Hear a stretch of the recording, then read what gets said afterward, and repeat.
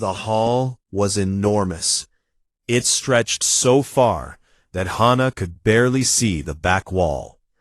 Thousands of seats rose up in circles around her, filled with delegates from every known species in the galaxy. Some had scales, some had too many eyes, some floated in tanks of colored gas. All of them were looking down at the small human woman standing alone at the center podium. Hana cleared her throat and spoke into the microphone. Her voice was steady and calm, the way it always was. She had practiced this speech 4 times in her hotel room that morning. "Honored delegates of the Galactic Accord," she began, "I am here today to once again request a fair review of Earth's resource allocation. Our colonies continue to grow, and our people continue to be placed on the lowest priority for basic trade access. We believe that a simple adjustment would benefit not only humanity, but the broader galactic economy." She paused and looked up at the rows of alien faces. A tall Velka delegate in the 3rd row was already standing up. He adjusted his dark robes, made a sound that might have been a laugh, and walked toward the exit. He did not look back. 2 other delegates followed him. Someone in the upper rows made a noise that the translator in Hana's ear could not even process. She kept talking. She always kept talking. When the session ended, Hana walked back to her small office in the human section of the station. It was the smallest office on the floor. The Velka delegation had an entire wing. Jaewon was waiting for her at the door, holding a tablet and a cup of tea. "How did it go?" Jaewon asked.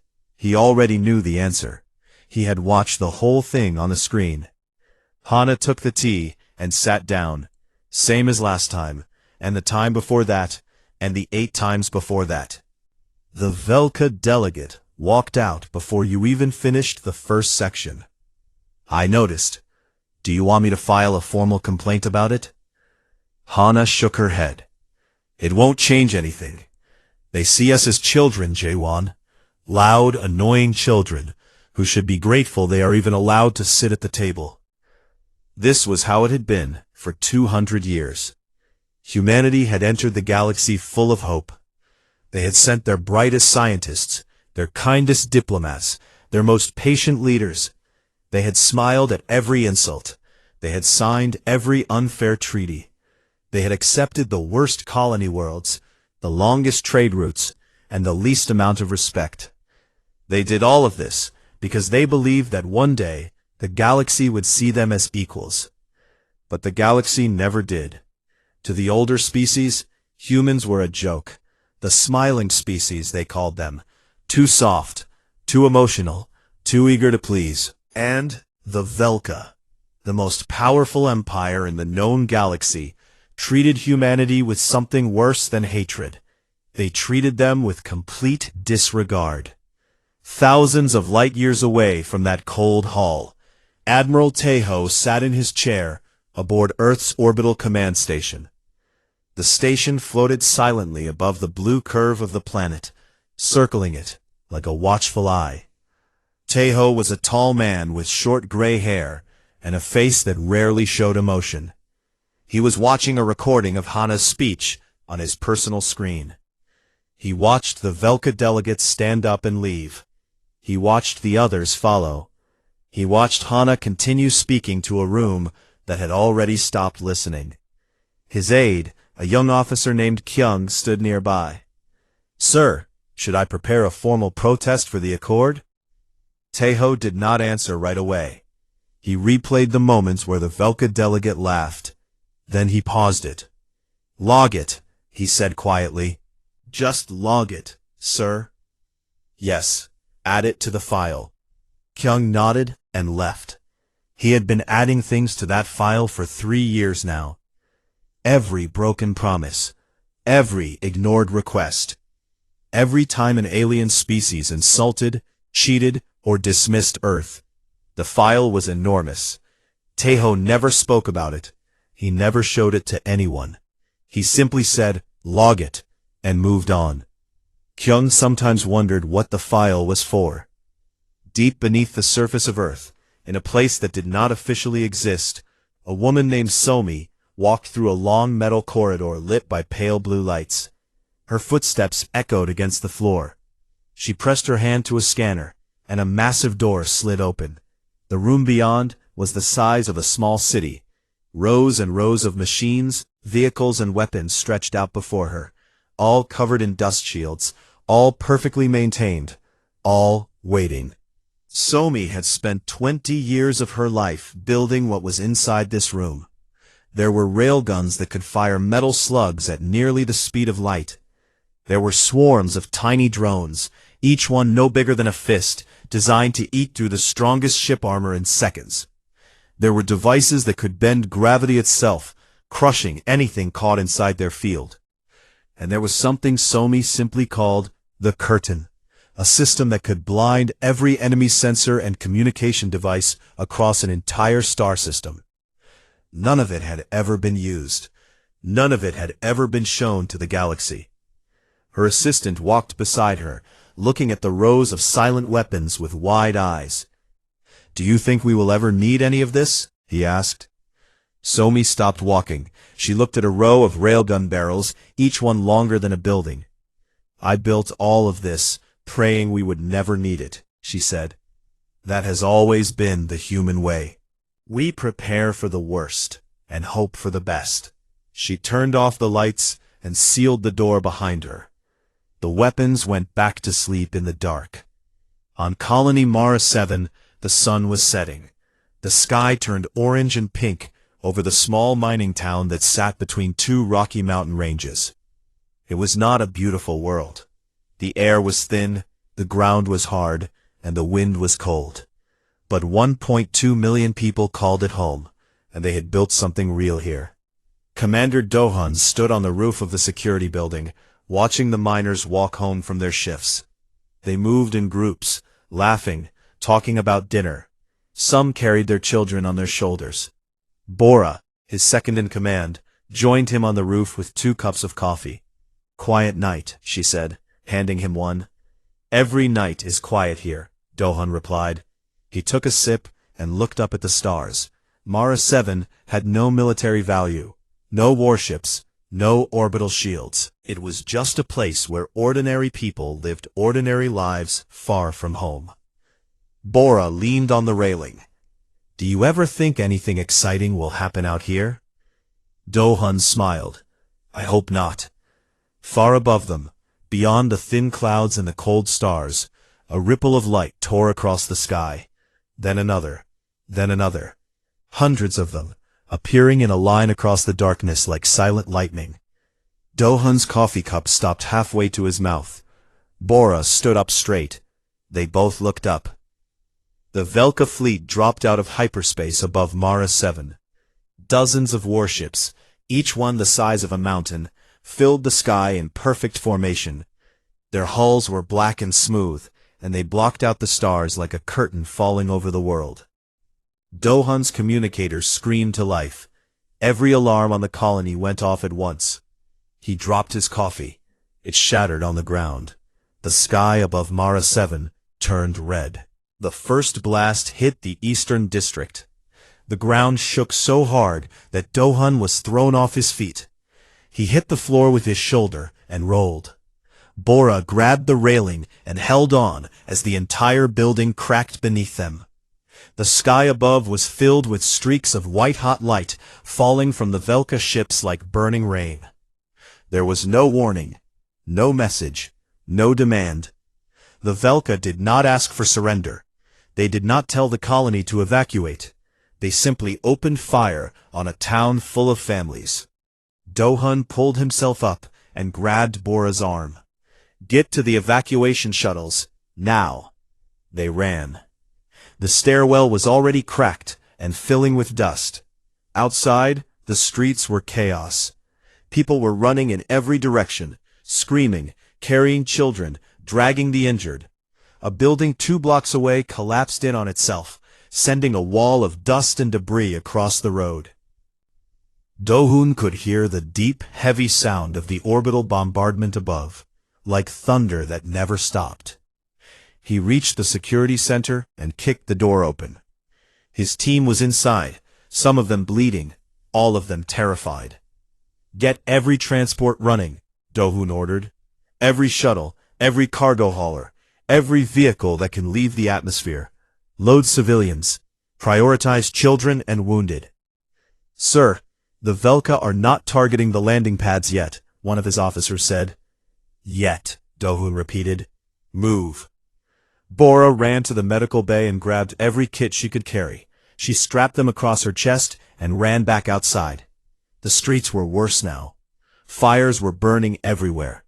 She saw a woman sitting on the ground, holding a child who was not moving. Bora knelt beside her and checked the child. The little girl was breathing, but unconscious. Bora picked her up and told the mother to follow her. They ran toward the landing pads on the western edge of town. Bora counted the steps in her head because it kept her from thinking about the sounds. The sounds were the worst part. Not the explosions, the screaming. Do-hoon reached the pads and began loading people onto the transports. The ships were small, meant for cargo, not passengers. He packed people in, shoulder to shoulder. An old man could not climb the ramp, so Do-hoon lifted him and carried him inside. A teenage boy was standing frozen in the middle of the pad, staring at the sky. Do-hoon grabbed him by the collar and pushed him onto a shuttle. "How many can we fit?" Bora shouted over the noise. "Not enough," Do-hoon said. The bombardment lasted 6 hours. 6 hours of fire falling from the sky. 6 hours of buildings turning to dust. 6 hours of a colony dying. Do-hoon managed to launch 12 transports. Each one carried roughly 30 to 40 people. Some carried more because people squeezed into every corner, every cargo hold, every space between the walls. When the last transport lifted off, Do-hoon and Bora were on it. Do-hoon stood at the back ramp as it closed, watching the colony shrink below them. Mara 7 was burning. The entire surface glowed orange and white. The mountains that had stood on either side of the town were gone, flattened into rubble. The rivers had evaporated. The air itself was on fire. 1.2 million people had lived there that morning. Roughly 400 were on the transports now. Everyone else was gone. Bora sat on the floor of the transport, her back against the wall. Her hands were covered in blood that was not hers. She reached down and turned on her body camera. She did not know why. Maybe because someone needed to see what had happened. Maybe because the dead deserved a witness. She recorded everything. The crying, the injuries, the view from the small window as Mara 7 turned into a ball of scorched glass below them. She held the camera steady and said nothing. The Velka fleet pulled away in perfect formation, as if nothing had happened. As if it had been a routine exercise. As if 1.2 million lives meant nothing at all. 3 days later, the transports reached the nearest human outpost. The survivors were taken to medical bays. Most of them did not speak. They sat in white rooms and stared at walls. The children were the quietest of all. Bora's footage was transmitted to Earth on a secure channel. It arrived at command at 3:47 in the morning. Admiral Tejo was already awake. He was always awake. He sat at his desk and opened the file. The footage played on his screen for 42 minutes. He watched every second of it. The running, the fire, the woman holding her daughter, the old man Do-hoon carried, the sky full of Velka ships. When it ended, Tejo closed the file. He sat still for a long time. His face showed nothing. Then he stood up, straightened his uniform, and walked down the corridor to the office of President Nari. Nari was already there, sitting behind her desk. She had been woken 10 minutes earlier. Her eyes were red. She had not cried yet, but she was close. Tejo walked in, placed a tablet on her desk, and said, "You need to see this yourself." Nari watched the footage. The whole room was silent. Her advisors stood around her, some looking at the floor, some looking away. One of them left the room halfway through and did not come back. When it ended, Nari turned off the screen. She folded her hands on the desk and stared at the dark surface for a very long time. "The Accord will want us to file a complaint," one of her advisors said. "We should begin drafting a formal protest and request for emergency sanctions." Nari did not move. "Madam President, the galaxy is watching. We need to respond with, 'Get me Admiral Tejo,'" Nari said. Her voice was quiet, but something in it made everyone in the room stop breathing. "Get me Somi. Wake up everything we have been keeping asleep." Her advisors stared at her. One of them opened his mouth to say something. Nari looked at him, and he closed it. The Galactic Accord released a public statement within a day. They called the destruction of Mara 7 a regrettable incident and offered to mediate a discussion between Earth and the Velka Dominion. They suggested reparations. They used the word unfortunate 3 times. They did not use the word massacre at all. The Velka Dominion released their own statement. They called Mara 7 an illegal colony built in disputed territory. They said the action was a lawful correction. Overlord Thal personally added a line to the statement saying that humanity should take this as a lesson in knowing its place. The galaxy waited for Earth's response. They expected tears. They expected anger. They expected a long, emotional speech at the Accord, the way humans always did things. They expected Hana to stand at her podium again and beg for justice with shaking hands. Instead, Earth went dark. Every embassy closed. Every communication channel shut down. Every trade route went silent. Human ships returned to the Sol system and did not come back out. The borders of human space sealed like a door slamming shut. Not a single transmission left Earth for 30 days. The galaxy did not know what to make of it. Some species thought Earth had collapsed into grief. Others thought they were afraid. The Velka laughed about it. Commander Rin reportedly said that humans were hiding under their blankets like scared children. No one considered the possibility that the silence meant something else entirely. On the 31st day, Jaewon sat at a communications console on Earth's orbital station. His hands were shaking slightly. On the screen in front of him was a single message, pre-written, translated into every known language in the galaxy. Admiral Tejo stood behind him with his hands behind his back. "Send it," Tejo said.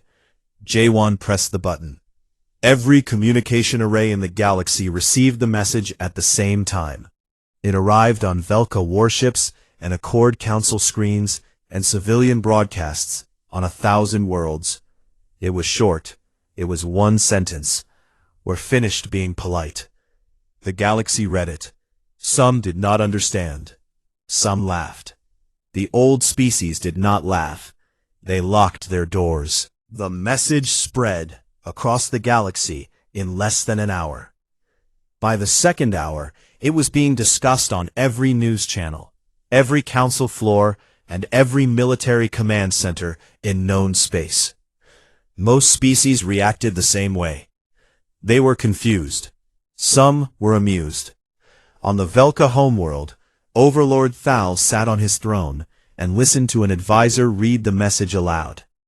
Thal was old, even by Velka standards. His skin was dark gray and cracked like stone, and his eyes glowed faintly in the low light of his hall. He had ruled the Dominion for over 300 years.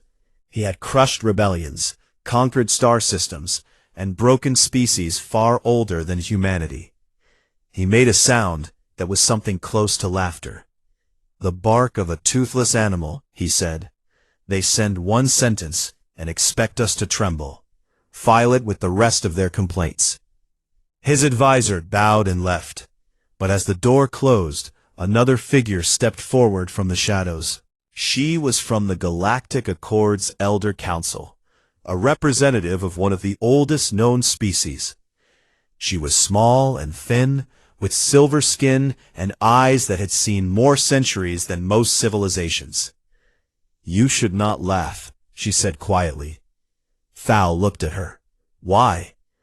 "Because I remember the last time a species went silent before a war. They were called the Drenhari. They smiled at everything too. They were patient. They were kind." She paused. "When they stopped smiling, 3 empires fell in a single year." Thal waved his hand. "Humans are not the Drenhari." "No," the elder said, turning to leave. "They may be worse. The Drenhari did not have 200 years of anger saved up." Thal said nothing. He did not take the warning seriously. That was his first mistake. Back on Earth, the 30 days of silence had not been spent in grief. They had been spent in preparation. Admiral Tejo stood on the bridge of the orbital command station and looked out at the view below. The space around Earth was filled with ships. Not dozens, not hundreds, thousands. They rose from hidden docks buried inside asteroids. They launched from shipyards hidden beneath the surface of the moon. They powered up inside hollowed-out stations that the galaxy had been told were decommissioned research platforms. For 200 years, while humanity smiled and bowed and signed unfair treaties, it had been building. Quietly, carefully. Every insult, every betrayal, every broken promise had been answered not with anger, but with another ship, another weapon, another contingency plan. The galaxy believed Earth had a modest fleet of about 300 defense ships. The real number was over 4,000. Somi stood beside Tejo on the bridge, a tablet in her hand. Her eyes were tired, but her voice was sharp and clear. "Everything is online," she said. "Full arsenal is unlocked. The President signed the authorizations 6 hours ago."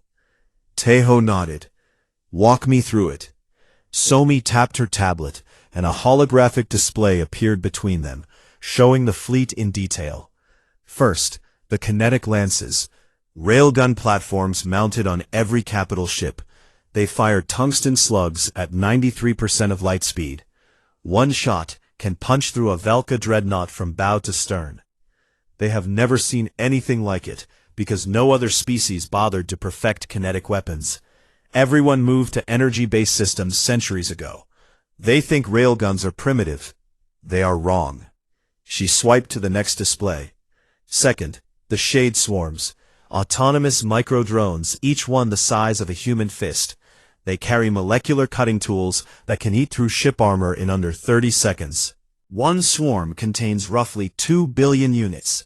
We have 40 swarms ready. Tejo looked at the display without expression. "And the gravity wells?" Somi pulled up the next file. "Localized gravitational collapse devices. They create a temporary gravity field strong enough to crush a warship into a ball the size of a transport shuttle. Short range, single use. But nothing survives it. Nothing." "And the curtain?" Somi paused. This one was her personal project, the one she had spent 10 years perfecting. The curtain is a wide-area jamming system. When activated, it shuts down every enemy sensor, communication device, and navigation system within an entire star system. They go completely blind.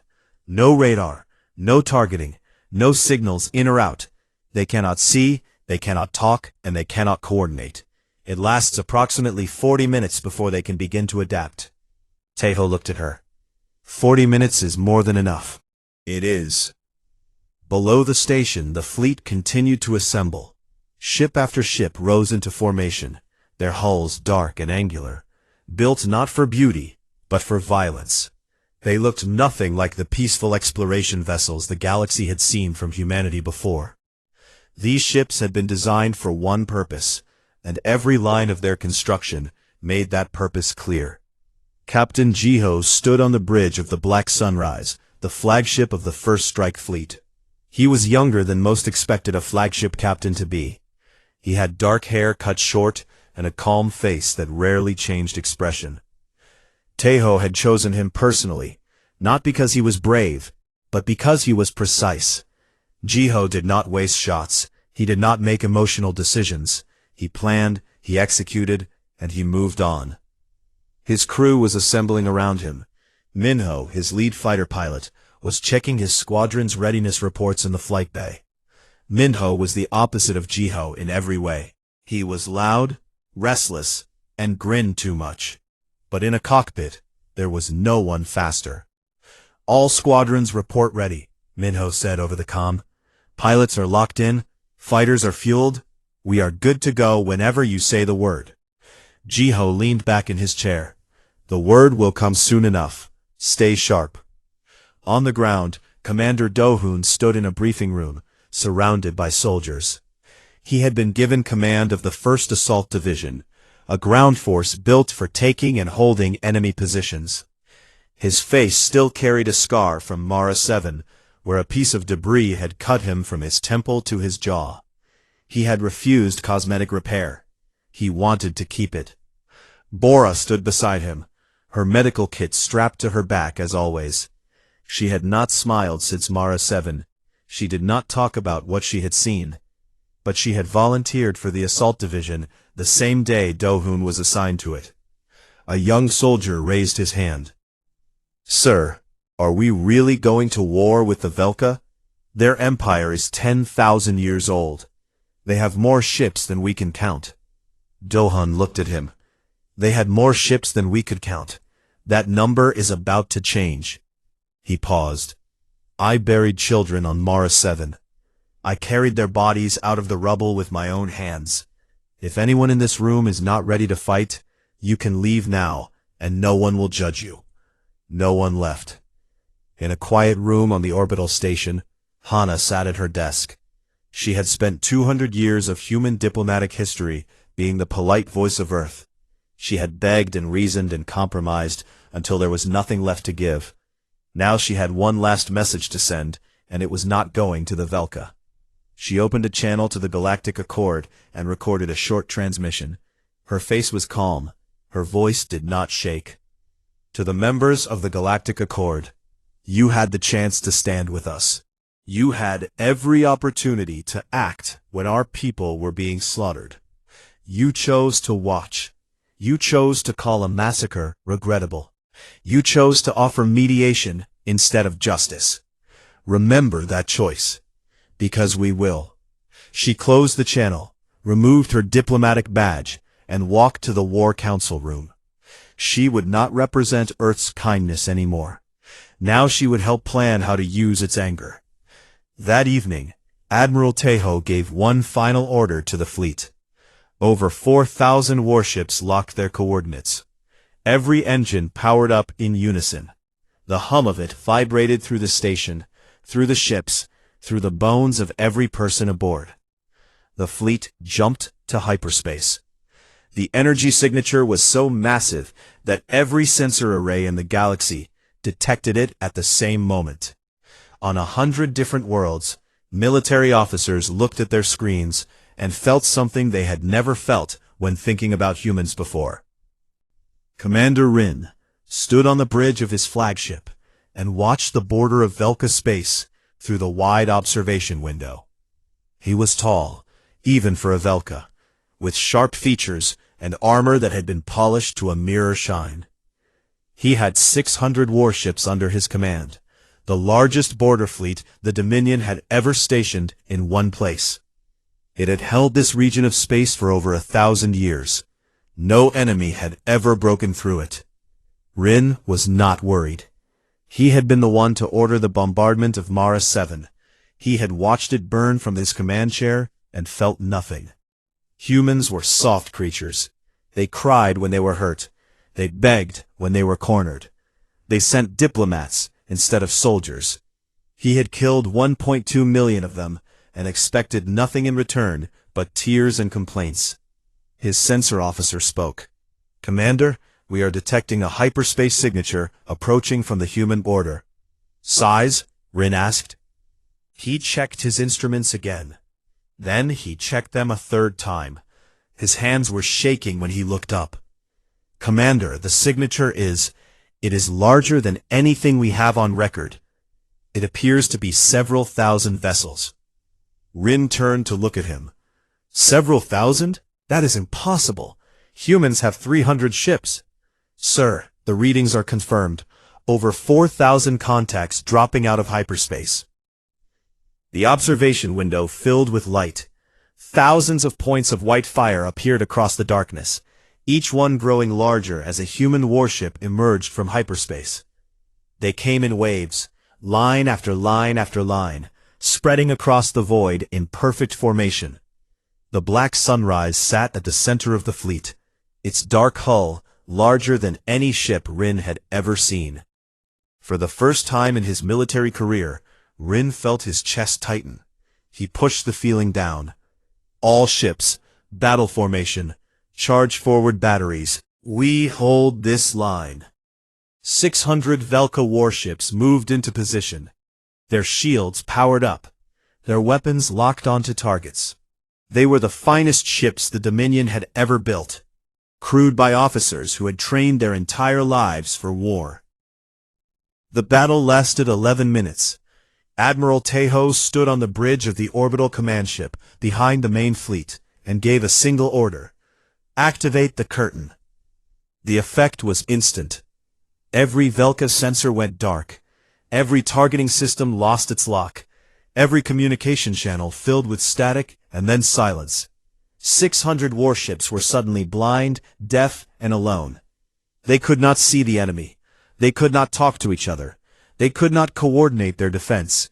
In that darkness, the kinetic lances fired. Tungsten slugs moving at nearly the speed of light tore through the Velka formation. The first volley destroyed 80 ships in 4 seconds. The slugs punched through shields that were designed to stop energy weapons. No one in the galaxy had seriously used kinetic weapons in centuries. No one had built defenses against them. The Shade Swarms launched next. Billions of tiny drones poured from the human ships like clouds of black dust. They moved with terrifying speed, flowing around Velka hulls, finding every crack, every seam, every joint in the armor. Within 30 seconds, the drones had eaten through the outer plating of over 100 ships. Atmosphere vented into space. Decks collapsed. Crew members were pulled into the void. Rin screamed orders into a communicator that no one could hear. His bridge was shaking. Sparks flew from the ceiling. His tactical display was blank. He could not see the battle.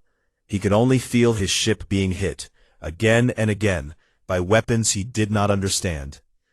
Captain Jiho watched from the bridge of the Black Sunrise as the Velka fleet came apart.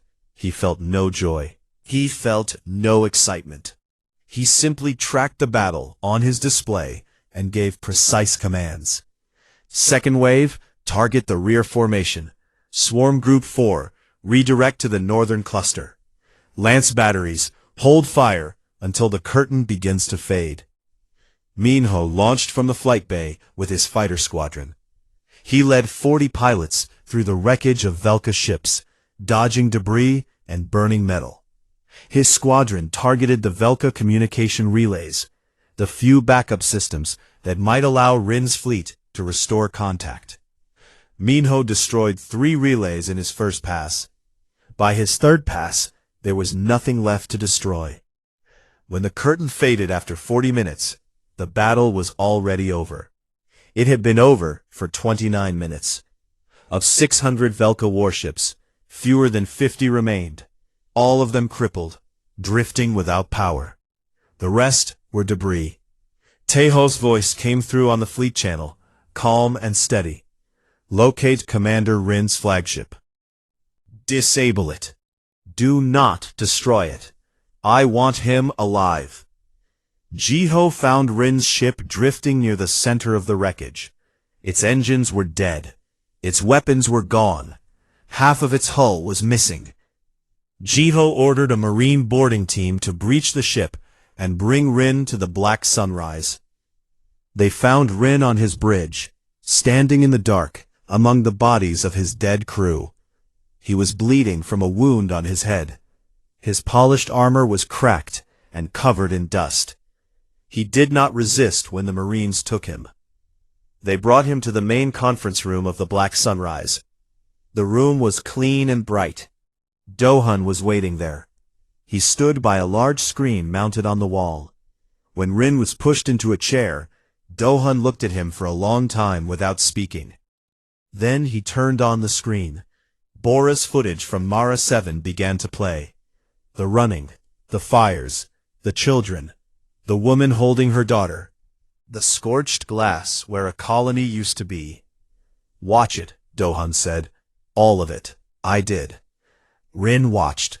His face, which had shown nothing when he ordered the death of 1.2 million people, began to change. His jaw tightened. His eyes moved from the screen to Dohun and back again. For the first time, he was seeing what he had done through the eyes of the people who survived it. Dohun did not hit him. He did not shout. He stood there with his scar and his silence, and let the footage speak. When it ended, Rin said nothing. There was nothing to say. News of the battle reached the Galactic Accord within hours. The border fleet that had held Velka space for 1,000 years, destroyed in 11 minutes. The delegates sat in their chambers and read the reports in silence. No one laughed at humans anymore. No one called them soft. The older species nodded quietly. They had tried to warn the others. Tejo did not march directly to the Velka homeworld. That was what the galaxy expected. That was what a vengeful species would do. Tejo was not interested in vengeance. He was interested in something more permanent. He moved the fleet through Velka space system by system. He destroyed their shipyards so they could not build new ships. He destroyed their supply depots so their remaining forces could not refuel. He destroyed their weapon factories so they could not rearm. He was not just defeating the Velka. He was taking apart their ability to ever fight again, piece by piece, with the patience of a man who had spent decades logging every insult in a file. While the fleet worked, Yuna's intelligence operatives moved through Velka civilian networks. They were quiet, invisible, and very good at their jobs. Yuna had built Earth's spy network over 30 years, planting agents on stations and worlds across the galaxy. They uploaded Bora's Mara 7 footage to every Velka civilian broadcast channel. The Velka people had been told that Mara 7 was an uninhabited outpost. They had been told that the military action was a simple border correction. Now they saw the truth. They saw the families. They saw the children. They saw the burning town and the scorched earth. And for the first time, they began to question their own government. Overlord Falls sat alone in his throne room. His fleets were gone. His shipyards were burning. His people were turning against him. His communication networks had been cut by Minho's squadrons. He was the ruler of a 10,000-year-old empire, and he was sitting in the dark, completely alone. A single transmission broke through the silence. It was from Admiral Tejo. Thal opened it. There was no video, just a voice. Calm, steady, human. You killed 1.2 million of our people and called it correction. We are going to teach you a new word. It is called consequence. Thal closed his eyes. The silence that followed was the loudest thing he had ever heard. The human fleet arrived at the Velka homeworld on a clear day. From orbit, the planet was beautiful. Blue oceans covered most of its surface, and great silver cities spread across its continents like spiderwebs, catching the light of a red sun. Billions of Velka lived on that world. Families, children, people who had never held a weapon, never given an order, never heard of a small mining colony called Mara 7. Admiral Tejo stood on the bridge of the command station and looked down at the planet. 4,000 warships sat in orbit around it, arranged in perfect rings. Every weapon system was armed. Every kinetic lance was loaded. Every shade swarm was ready to deploy. Somi had confirmed that the gravity well devices could crack the planet's crust if given the order. One command, and the Velka homeworld would die the same way Mara 7 had died. The galaxy held its breath. Messages flooded in from every direction. The Galactic Accord sent 17 urgent transmissions, begging Earth to show restraint. Species that had never spoken to humanity before were suddenly desperate to open a dialogue. Even species that had once mocked humans at the Accord were now sending messages filled with words like honorable and valued partners. Tejo did not reply to any of them. On Earth, President Nari sat in her office with the weight of history pressing down on her shoulders. Somi stood on one side of the room. Dohun appeared on a screen from the black sunrise. Hana sat quietly in a chair near the window. "The fleet is in position," Tejo's voice said through the speaker. "Awaiting your order, Madam President." Nari looked at the people in the room. "Speak," she said. Dohun went first. His face was hard, his scar a permanent reminder of what he had seen. "They killed 1.2 million of our people. Men, women, and children. They burned them alive and called it a correction. They laughed about it. Every person on Mara 7 deserves justice. And the only justice the Velka understand is the kind that leaves a scar they can never heal. I say we give them that scar." There was silence after he finished. Nari turned to Hana. Hana had been quiet for a long time. She had spent her entire career trying to make the galaxy listen to humanity through words. She had failed. She knew that. But she spoke now because some things needed to be said, even when they were hard to hear. "If we destroy that planet," Hana said slowly, "we kill billions of people who had nothing to do with Mara 7. Families, children, the same kind of people we lost. And every species in the galaxy will look at us and see exactly what the Velka were. A powerful empire that destroyed a world because it could. We will win the war today, but we will lose everything that made us worth fighting for." Dohun stared at her through the screen. "So we just let them walk away?" "No," Hana said. "We make them kneel, but we do not become them." Nari listened to both of them. She closed her eyes and thought about the footage from Mara 7. She thought about the woman holding her child. She thought about the miners walking home from their shifts, laughing about dinner, who never made it through the front door. She thought about what those people would want her to do now. Then she opened her eyes and made her decision. 1 hour later, every communication channel in the galaxy received a live broadcast from President Nari. Her face appeared on screens across thousands of worlds, in council chambers and military bases and living rooms and ships drifting in deep space. She wore a simple dark suit. Her hair was pulled back. Her eyes were steady. "To every species listening," she began, 31 days ago, we told you we were finished being polite. Today, I want to tell you what that means. It does not mean we have become monsters. It does not mean we will burn worlds the way the Velka burned ours. We could end the Velka homeworld today. We have the weapons, we have the reason. Every soul on Mara 7 would justify it." She paused and looked directly into the camera. "But we did not build this fleet to become what we hate. We built it so that no one in this galaxy would ever mistake our kindness for weakness again.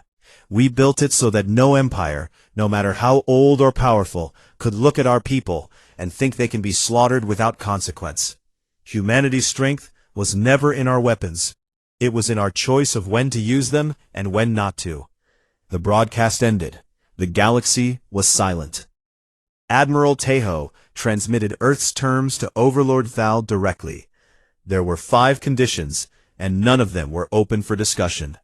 First, the Velka Dominion would be permanently disarmed. Every warship, every weapons factory, every military research facility would be dismantled under human supervision. The Velka would be allowed basic asteroid defense systems, and nothing more. Second, Commander Rin and every officer involved in the attack on Mara 7 would be surrendered to human custody immediately to stand trial for the murder of 1.2 million civilians. Third, Overlord Thal would abdicate his throne. The Velka government would be restructured under observation from both Earth and the Galactic Accord. No single ruler would ever hold unchecked military power over the Dominion again. Fourth, A permanent memorial to the 1.2 million dead of Mara 7 would be constructed on the Velka homeworld itself. It would be maintained by the Velka people, and it would stand forever. Every generation of Velka would grow up knowing what their empire had done. Fifth, the Velka would pay reparations to the families of every person killed on Mara 7 for the next 200 years. Fall received the terms in his empty throne room. He read them on a screen that flickered in the dim light. His empire was broken. His fleets were dust. His people had seen the truth about Mara 7 and had turned against him in the streets. He had no allies. He had no options. He signed the surrender with his own hand. When the document was transmitted back to the human fleet, Tejo stood on the bridge and read it once. He did not smile. He did not celebrate. He folded his hands behind his back and said to his crew, "It is done. Begin disarmament operations."